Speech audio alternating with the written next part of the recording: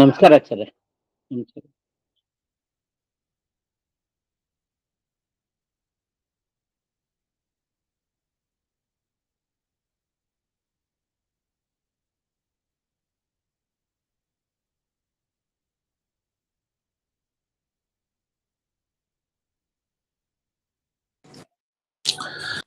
सुमतिभिरनुमेयं शुभ्रकाजं सखाजं सुखमजमनपाजं मुक्त्युपाजं विमाजं गृहजमहममेजं झेजमान्नाजगेजं सदजमसदजेजं श्रीसहाजं भजेजं तपस्वाध्याय शुश्रूषा कृष्णपूजारतं मुनिं विश्वेशमिष्टदं वन्दे परिम्राट् चक्रवर्तिनं श्रीगुरुभ्यो नमः. हरिः ओम्. श्रियः पत्ते नित्या गणितगुणमाणिक्यविशदप्रभाजालोल्लासोपहत सकलावद्यतमसे जगज्जन्मस्थेमप्रलयरचनाशीलवपुषे नमो शेषाम्नाय स्मृतिहृदयदीप्ताय हरये येन प्रादुरभाविभूमिमलये विस्तारि गोसन्ततिः प्राबोधिश्रुतिपङ्कजं कर्णया प्रकाशितत्वं परं ध्वान्तं ध्वंसमनादिसाधुनिकरश्चाकारि सन्मार्गगः तेन व्यासदिवाकरेण सततं मात्याजि मे मानसं व्याप्तिर्यस्य निजे निजेन महसा पक्षे सपक्षे स्थितिः व्यावृत्तिश्च विपक्षतोऽथ विषदे सक्तिर्न वै बाधिते नैवास्ति प्रतिपक्षजुक्तिरतुलं शुद्धं प्रमाणं समे भूयात् तत्त्वविनिर्णयाय भगवान् आनन्दतीर्थो मुनिः भवति यदनुभावात् क्रीडमूकोऽपि वाग्मी जडमतिरपि जन्तुर्जायते प्राज्ञमौलिः सकलवचनचेतो देवता भारती सा मम वचसि निधत्तां सन्निधिं मानसे च रमानिवासोचितवासभूमिः सन्न्याजरत्नावलिजन्मभूमिः वैराग्यभाग्यो मम पद्मनाभतीर्थामृताब्धिर्भवताद्विभूत्यै पदवाक्यप्रमाणज्ञान् प्रतिवादिमदच्छिदः श्रीमदक्षोभ्यतीर्थाख्यानुपतिष्ठे गुरून् मम श्रीमदानन्दतीर्थादि सन्मनः सरसी भुवि अनुव्याख्याननलिने चञ्चरीकतिमे मनः न शब्दाब्धौ गाढाः न च निगमचर्चासु चतुराः न च न्याये प्रौढाः न च विदितवेद्यापि वयं परं श्रीमत्पूर्णप्रमतिगुरुकारुण्यसरणिं प्रपन्नामान्याः स्मः किमपि च वदन्तोऽपि महताम् ॐ नारायणं निखिलपूर्णगुणैकदेहं निर्दोषमप्यतममप्यखिलैः सुवाक्यैः अस्योद्भवादिदमशेषविशेषतोऽपि वन्द्यं सदा प्रियतमं मम सन्नमामि कुपिता हि फणच्छाया समीकृत्या परं सुखं सेवन्ते यत्पदं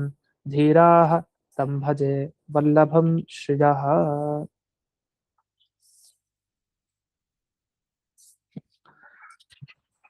ಈಗ 212ನೇ ಸುಧಾಮೂಲದ ಒಂದು ವಿಚಾರ. ಅದರಲ್ಲಿ ಶೇಷವಾಕ್ಯಾರ್ಥ ಚಂದ್ರಿಕಾ ಅಂತ ಟಿಪ್ಪಣಿ ಇದೆ. ಆ ಟಿಪ್ಪಣಿಯ ವಿಚಾರ ಶ್ರೀನಿವಾಸ ತೀರ್ಥರು ಒಂದು ಉದಾಹರಣೆ ಕೊಟ್ಟಿದ್ದಾರೆ. ಅದರ ಮುಂಚಿನ ಟಿಪ್ಪಣಿಲಿ ಏನಂತ, ಉಭಾಭ್ಯಾಮೇವ ಪಕ್ಷಾಭ್ಯಾಂ ಯಥಾಖೇ ಪಕ್ಷಿಣಾಂ ಗತಿ ತಥೈವ ಜ್ಞಾನಕರ್ಮಭ್ಯಾಂ ಮೋಕ್ಷೋ ಭವತಿ ನಾನ್ಯಥಾ ಅಂತ. ಈ ಶ್ಲೋಕ ಏನಿದೆಯಲ್ಲ, ಅನುವ್ಯಾಖ್ಯಾನ 212ನೇ ಸುಧಾಮೂಲದಲ್ಲಿ ಕರ್ಮ ಇಲ್ಲದೆ ಮೋಕ್ಷ ಇಲ್ಲ, ಜ್ಞಾನ ಇಲ್ಲದೆ ಮೋಕ್ಷ ಇಲ್ಲ ಅಂತ ಪೂರ್ವ ಪಕ್ಷಿಗಳು ಜ್ಞಾನ ಕರ್ಮ ಸಮುಚ್ಚಯವಾದ ಅಂತ ಕರೀತಾರೆ. ಜ್ಞಾನ ಕರ್ಮ ಎರಡೂ ಬೇಕು ಮೋಕ್ಷಕ್ಕೆ ಅಂತ. ಜ್ಞಾನ ಕರ್ಮಗಳಿಂದ ಮೋಕ್ಷಕ್ಕೆ ಒಬ್ಬ ವ್ಯಕ್ತಿ ಹೋಗ್ಲಿಕ್ಕೆ ಆಗಲ್ಲ. ಅದಕ್ಕೆ ಜಯತೀರ್ಥರ ವಿವರಣೆ, ಅತಃ ಜ್ಞಾನ ಕರ್ಮಭ್ಯಾಂ ಮೋಕ್ಷ ಇತಿ ಅನುಕ್ತ್ವಾ ಕರ್ಮ ವಿನ ಕೇವಲ ಜ್ಞಾನೇನ ನ ಮೋಕ್ಷ ಕಿಂತು ಕರ್ಮ ಸಹಿತೇನ ಇತ್ಯುಕ್ತಂ. ಈಗ ಜ್ಞಾನ ಕರ್ಮಗಳಿಂದ ಮೋಕ್ಷ ಅಂತ ಹೇಳಿದ್ರೆ ತಪ್ಪಾಗ್ಬಿಡುತ್ತೆ. ಯಾಕೆ, ಜ್ಞಾನ ಕರ್ಮ ಸಮುಚ್ಚಯವಾದಿಗಳಿದ್ದಾರೆ, ನಾವ್ ಆ ರೀತಿ ಒಪ್ಪಲ್ಲ, ಅವ್ರನ್ನ ಖಂಡನೆ ಮಾಡಿದೀವಿ. ಅದಕ್ಕೇನಂದ್ರೆ, ಕರ್ಮ ಇಲ್ಲದೆ, ಕರ್ಮ ಜ್ಞಾನ ಇಲ್ಲದೆ, ಕೇವಲ ಜ್ಞಾನ ಇಲ್ಲದೇನೆ ಮೋಕ್ಷಕ್ಕೆ ಹೋಗ್ಲಿಕ್ಕೆ ಸಾಧ್ಯ ಇಲ್ಲ. ಕೇವಲ ಕರ್ಮ ಇಲ್ದೇನೆ ಮೋಕ್ಷ ಇರ್ಲಿಕ್ಕೆ ಸಾಧ್ಯ ಇಲ್ಲ ಅಂದ್ರೆ ಅರ್ಥ, ಈಗ ಒಬ್ಬ ವ್ಯಕ್ತಿ ಕರ್ಮವನ್ನ ಮಾಡ್ಲೇ ಇಲ್ಲ, ಜ್ಞಾನದಿಂದ ಮೋಕ್ಷಕ್ಕೆ ಹೋಗ್ತಾನ? ಇಲ್ಲ. ಕರ್ಮ ಮಾಡಿ ಅಂತಃಕರಣ ಶುದ್ಧಿ ಮಾಡಿಕೊಂಡು ಜ್ಞಾನ ಸಂಪಾದನೆ ಮಾಡಿ ಅದಾದ್ಮೇಲೆ ಮೋಕ್ಷಕ್ಕೆ ಹೋಗ್ಬೇಕು. ಹಾಗಾದ್ರೆ ಕರ್ಮ ವಿನಾ ಕೇವಲ ಜ್ಞಾನೇನ ನ ಮೋಕ್ಷ, ಕರ್ಮ ಇಲ್ಲದೆ ಕೇವಲ ಜ್ಞಾನದಿಂದಲೂ ಮೋಕ್ಷ ಅಲ್ಲ, ಹೊರತು ಕರ್ಮದ ಜೊತೆಗೆ ಇರೋ ಜ್ಞಾನದಿಂದ ಮೋಕ್ಷ. ಕರ್ಮನೂ ಬೇಕು. ನೇರವಾಗಿ ಅಲ್ಲ ಮೋಕ್ಷಕ್ಕೆ ಕಾರಣ. ಕರ್ಮದಿಂದ ಜ್ಞಾನ ಬರುತ್ತೆ, ಜ್ಞಾನದಿಂದ ಮೋಕ್ಷಕ್ಕೆ ಹೋಗ್ತಾನೆ. ಇಷ್ಟಿದೆ. ಇದು ಒಂದು ವಾಕ್ಯವನ್ನ ಅಲ್ಲಿ ಹಾಕಿದ್ದಾರೆ. ಇಲ್ಲಿ ಶ್ರೀನಿವಾಸ ತೀರ್ಥರು ತಾವು ಒಂದು ವಾಕ್ಯ ಕೊಟ್ಟು ಅದ್ರ ಮೇಲೆ ನಮ್ಗೆ ಶೇಷವಾಕ್ಯ ಚಂದ್ರಿಕಾ ಮುಂದಿನ ವಿವರಣೆಯನ್ನ ನೋಡ್ತಾ ಹೋಗ್ಬೇಕು. ಇವ್ರೇನ್ ಮಾಡಿದ್ರು, ಒಂದು ಜ್ಞಾನ ಮತ್ತೆ ಕರ್ಮ ಎರಡರಿಂದಲೂ ಮೋಕ್ಷ ಅನ್ಲಿಕ್ಕೆ ಒಂದು ಪ್ರಮಾಣ ಕೊಟ್ಟು. ಹೇಗಂದ್ರೆ ಪಕ್ಷಿಣಾಂ ಗತಿ. ಆಕಾಶದಲ್ಲಿ ಪಕ್ಷಿ ಹಾರತ್ತೆ, ಒಂದೇ ರೆಕ್ಕೆಯಿಂದ ಹಾರತ್ತ? ಸರಿಯಾಗಿ ಹಾರಬೇಕು ಅಂತಂದ್ರೆ 2 ರೆಕ್ಕೆನೋ ಬೇಕು. ಆಕಾಶದಲ್ಲಿ ಒಂದೇ ರೆಕ್ಕೆ ಇದ್ರೆ ಸಾಲಲ್ಲ. ಹಾಗಾದ್ರೆ ಉಭಾಭ್ಯಾಮೇವ ಪಕ್ಷಾಭ್ಯಾಮ್, 2 ರೆಕ್ಕೆಗಳಿದ್ರೆ ಮಾತ್ರ ಹೇಗೆ ಅಂದ್ರೆ ಆಕಾಶದಲ್ಲಿ ಪಕ್ಷಿಣಾಂ ಗತಿ, ಪಕ್ಷಿಗಳು ಹೋಗ್ತಾವೋ ಆ ತರ ಬರೀ ಜ್ಞಾನ ಇದ್ರೆ 1 ರೆಕ್ಕೆ ಇಲ್ಲ ಅಂತ ಅರ್ಥ. ಇನ್ ಬರೀ ಕರ್ಮ ಇದ್ರೆ 1 ರೆಕ್ಕೆ ಇಲ್ಲ ಅಂತ ಅರ್ಥ, ಕಳ್ಕೊಂಡಿದ್ದಾನೆ. 2 ರೆಕ್ಕೆಗಳಿದ್ರೆ ಮಾತ್ರ ಆ ವ್ಯಕ್ತಿ ತಾನು ಮೋಕ್ಷಕ್ಕೆ ಹೋಗ್ಲಿಕ್ಕೆ ಸಾಧ್ಯ. ಸ್ಪಷ್ಟವಾದ ಮಾತು ಇದೆಯಲ್ಲ. ಮತ್ತೆ ಇದು ಯಾವಾಗ ಉದಾಹರಣೆ ಕೊಟ್ಟಿದ್ದೀವ್ರಂದ್ರೆ, ಅಲ್ಲಿ ಈ ಅನ್ನ ಮತ್ತೆ ಮಧು ಬಂತಲ್ಲ, ಅನ್ನಕ್ಕೆ ಮಧು, ಮಧುವಿಗೆ ಅನ್ನ, 2 ಬೇಕು. 2 ಇಲ್ಲ ರುಚಿ ಇರಲ್ಲ. ಹಾಗೆ ತಪಸ್ಸು ವಿದ್ಯೆ 2 ಸೇರ್ಕೊಳ್ಬೇಕು, ಆಗ್ಲೇ ನಮ್ಗೆ ಅದು ಈ ಸಂಸಾರಕ್ಕೆ ಔಷಧ ಅಂತ ಬಂತು. ಆ ಶ್ಲೋಕ ಆದ್ಮೇಲೆ ಈ ಶ್ಲೋಕ ಉದಾಹರಣೆ ಕೊಟ್ರು. ಆದ್ರೆ ಇದಕ್ಕೂ ಅನ್ಯಥಾ ಅರ್ಥ ಬಂದ್ ಮಾಡ್ಬೇಕು. ಅಲ್ಲಿ ಹೇಳಿದ್ದು 2 ರೆಕ್ಕೆಗಳಿದ್ರೆ ಮಾತ್ರ ಪಕ್ಷಿ ಹೇಗೆ ಗಮನ ಮಾಡ್ಲಿಕ್ಕೆ ಸಾಧ್ಯನೋ ಹಾಗೆ ಅಂತ ಇಲ್ಲಿ ಹೇಳಿದ್ದು ಭಗವಂತನ ಜ್ಞಾನ ಬರ್ಲಿಕ್ಕಷ್ಟೇ ಹೊರತು ಅದು ಪರೋಕ್ಷ ಜ್ಞಾನ ಅಪರೋಕ್ಷ ಜ್ಞಾನ ಅಲ್ಲ. ಅಪರೋಕ್ಷ ಜ್ಞಾನ ಬರ್ಲಿಕ್ಕೆ ಹೇಳಿದ್ದಲ್ಲ, ಅದೆಲ್ಲ ಪರೋಕ್ಷ ಜ್ಞಾನ ಬರ್ಲಿಕ್ಕೆ ಅಷ್ಟೇ ಹೇಳಿದ್ದು. ಕರ್ಮನೂ ಬೇಕು, ಜ್ಞಾನನೂ ಬೇಕು ಅಂತ, ಅದು ಸೇರಿದ್ರೆ ಮಾತ್ರ ದೊಡ್ಡ ಔಷಧ ಅಂತ, ಪರೋಕ್ಷ ಜ್ಞಾನಕ್ಕೆ ಉಪಕಾರಿ ಅಂತ. ಅದೇ ರೀತಿ 2 ರೆಕ್ಕೆಗಳು ಅಂತ ಇಲ್ಲಿ ಉದಾಹರಣೆ ಕೊಟ್ಟಿದ್ದು ಆ ವಿಷಯದಲ್ಲಷ್ಟೇ ಅಂತ ಬಂತು. ಆದ್ರಿಂದ ನ ಅಮಿಲಿತಯೋಹೋ ಮೋಕ್ಷ ಸಾಧನತ್ವ, 2 ಸೇರದೇನೆ ಮೋಕ್ಷಕ್ಕೆ ಕಾರಣ ಅಲ್ಲ, ಅದು ಸೇರ್ಬೇಕು ಅಂತ. ಹಾಗಾದ್ರೆ ಕರ್ಮ ಪರೋಕ್ಷ ಜ್ಞಾನೇ ಮಿಲಿತ್ವ ಅಪರೋಕ್ಷ ಜ್ಞಾನ ಸಾಧನಂ.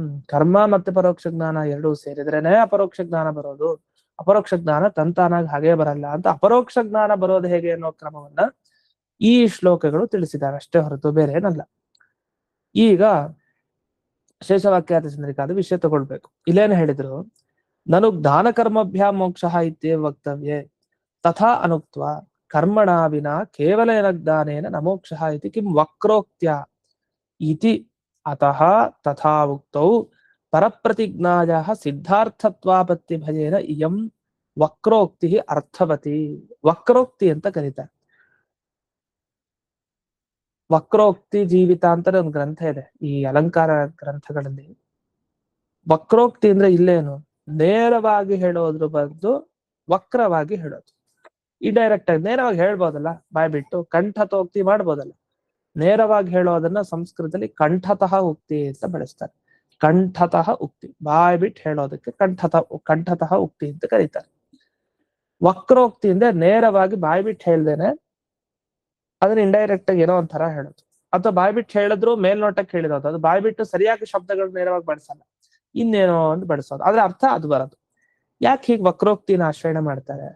ಮಹಾಜ್ಞಾನಿಗಳೆಲ್ಲ ಹಾಗೆ ಮಾಡ್ತಾರೆ. ಕಂಠತಃ ಉಕ್ತಿಯನ್ನು ಮಾಡಲ್ಲ, ವಕ್ರೋಕ್ತಿಯನ್ನ ಮಾಡ್ತಾರೆ. ಇಲ್ಲಿ ಆಚಾರ್ಯರು ಹಾಗೆ ಮಾಡಿದ್ದಾರೆ ಅಂತ. ಯಾಕಂದ್ರೆ ಜ್ಞಾನ ಕರ್ಮಭ್ಯಾಂ ಮೋಕ್ಷ ಅಂತ ಹೇಳ್ಬೇಕಾಗಿತ್ತು, ಹೇಳಿ. ಈಗ ಜ್ಞಾನಕ್ಕೆ ಕರ್ಮದ ಸಹಕಾರ ಬೇಕಾ ಬೇಡವಾ? ಮೋಕ್ಷಕ್ಕೆ ಬೇಕು. ಬೇಕು ಅಂದ್ಮೇಲೆ ಜ್ಞಾನ ಕರ್ಮಗಳಿಂದ ಮೋಕ್ಷ ಯಾಕೆ ಹೇಳ್ಬಾರ್ದು? ಹೀಗೆ ಹೇಳಿಲ್ಲ ಆಚಾರ್ಯರು. ಏನಂತ? ಕರ್ಮಣ ವಿನಾ ಕೇವಲೇನ ಜ್ಞಾನೇನ, ಅಂದ್ರೆ ಕರ್ಮ ಇಲ್ಲದೇನೆ ಕೇವಲ ಜ್ಞಾನದಿಂದ ಮೋಕ್ಷ ಆಗಲ್ಲ ಅಂತ.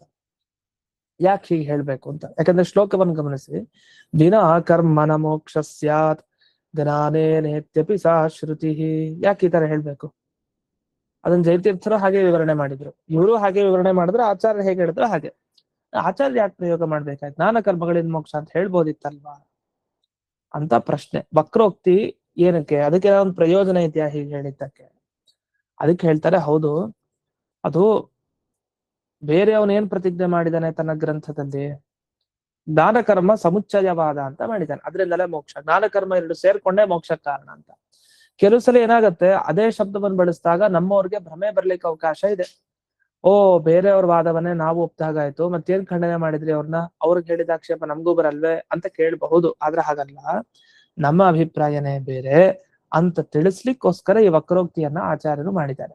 ಅದನ್ನಿಲ್ಲಿ ಪರಪ್ರತಿಜ್ಞಾಯ ಸಿದ್ಧಾರ್ಥತ್ವಾಪತ್ತಿ ಭಜೇನ, ಬೇರೆಯವ್ರು ಮಾಡಿದ ಪ್ರತಿಜ್ಞೆನೇ ಆಗೋಯ್ತು ಸಿದ್ಧ, ಅವ್ರು ಹೇಳಿದ ಸಿದ್ಧ ಅಂತ ನಾವು ಸ್ಥಾಪನೆ ಮಾಡಿದಾಗ ಆಗ್ಬಿಡುತ್ತೆ. ಅದಾಗ್ಬಾರ್ದು ಅಂತ ಹೇಳಿ ಇಯಂ ವಕ್ರೋಕ್ತಿ, ಈ ರೀತಿ ವಕ್ರವಾಗಿ, ಅಂದ್ರೆ ಜ್ಞಾನ ಕರ್ಮಭ್ಯಾಂ ಮೋಕ್ಷ ಅಂತ ಹೇಳಿದ್ದೇನೆ,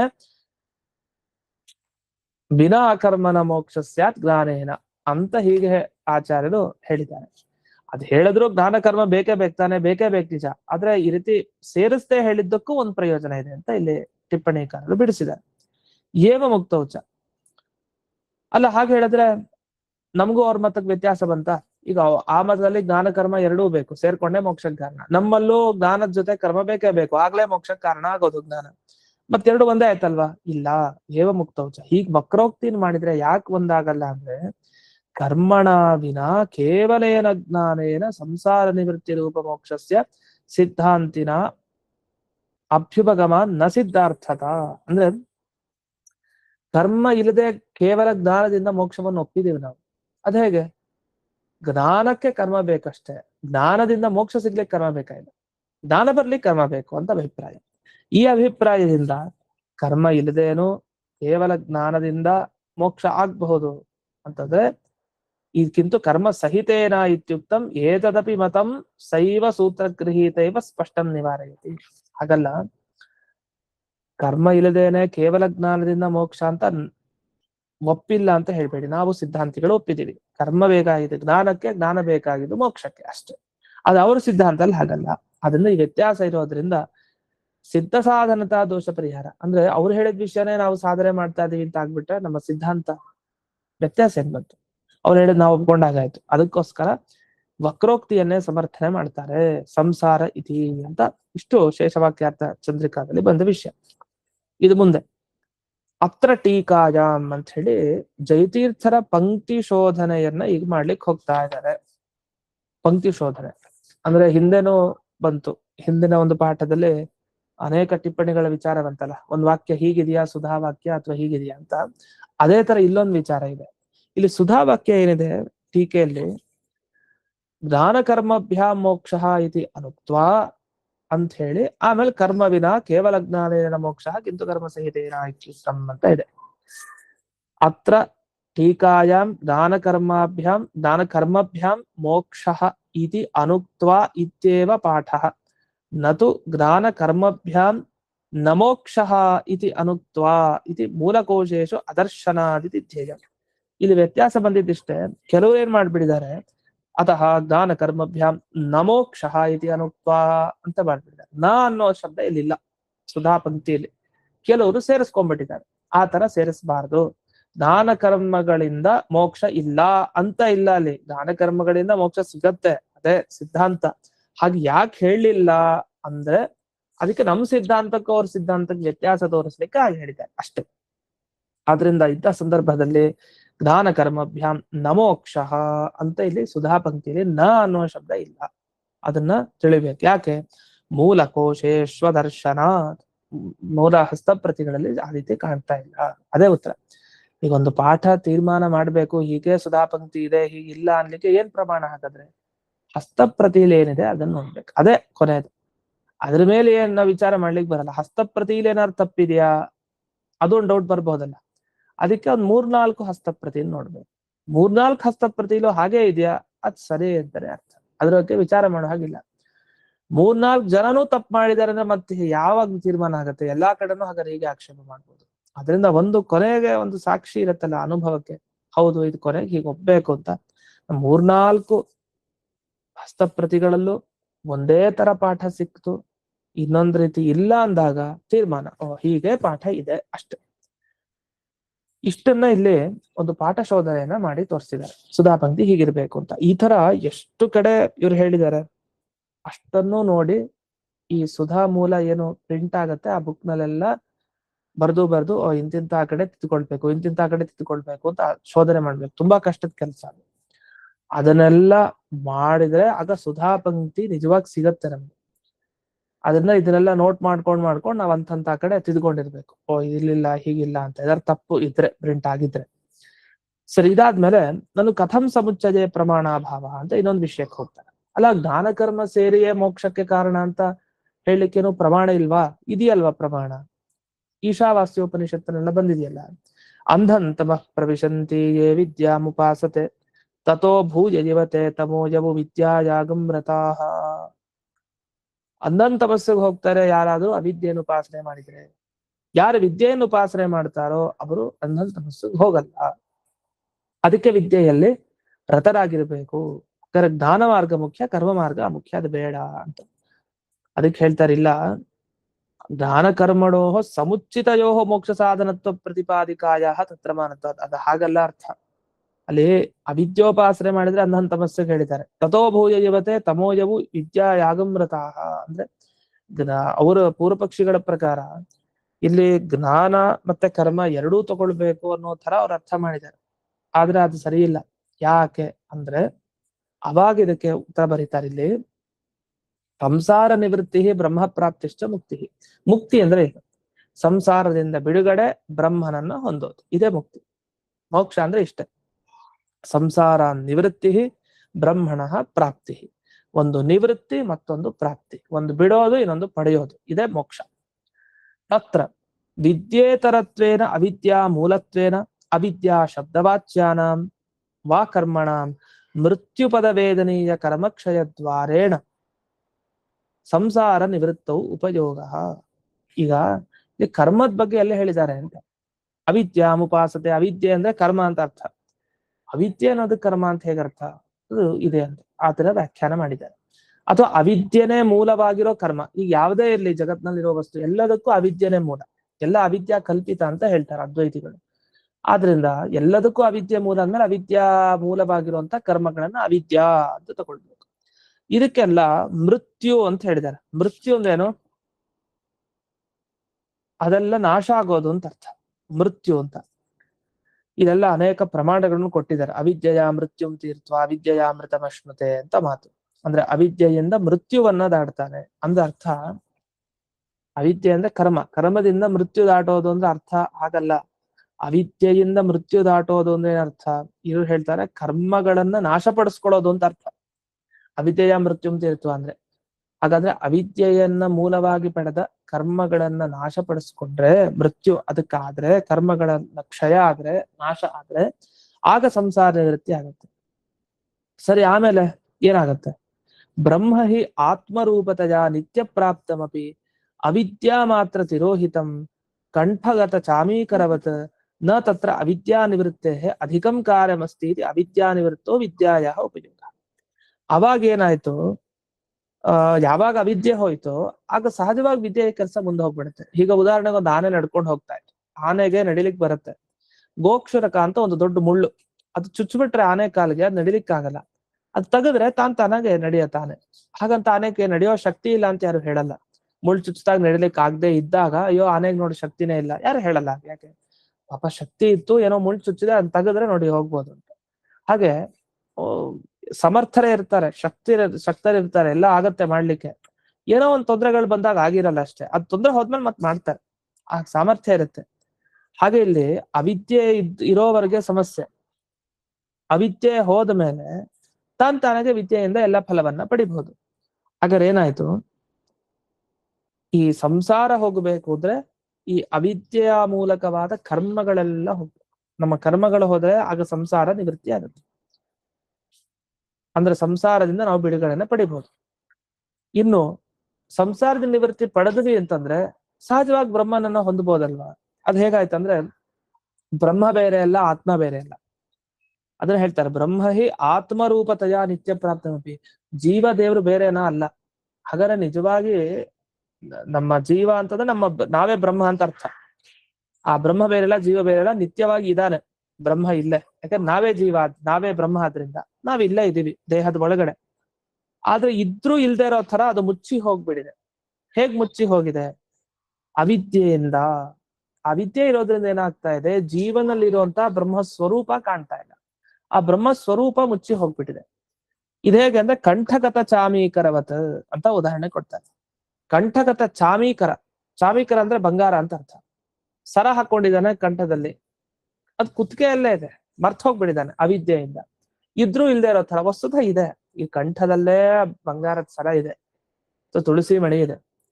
ಅದಿದ್ರು ಅಜ್ಞಾನದಿಂದಾಗಿ ಯೋನ ಎಲ್ಲೋ ಬರ್ತು, ಎಲ್ಲಿದೆ ಅಂತ ಹುಡುಕ್ತಾ ಕೂತಿರ್ತಾನೆ. ಯಾಕೆ? ಅವಿದ್ಯೆಯಿಂದ, ಅಜ್ಞಾನದಿಂದ.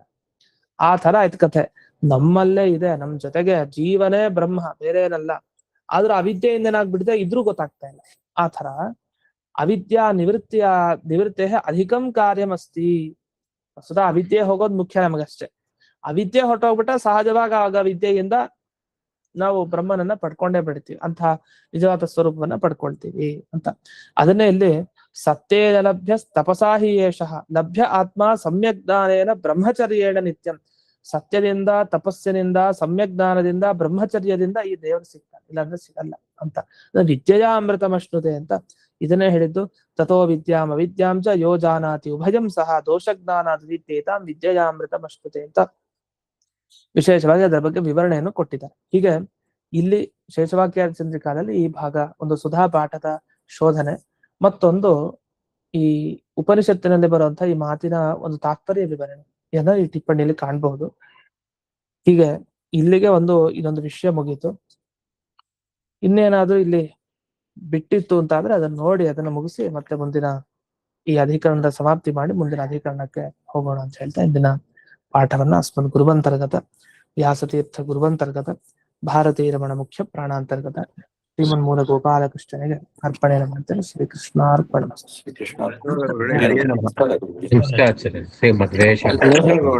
ನಮಸ್ಕಾರ ಆಚಾರ್ಯ. ನಮಸ್ಕಾರ ಗುರುಗಳೇ. ನಮಸ್ಕಾರ.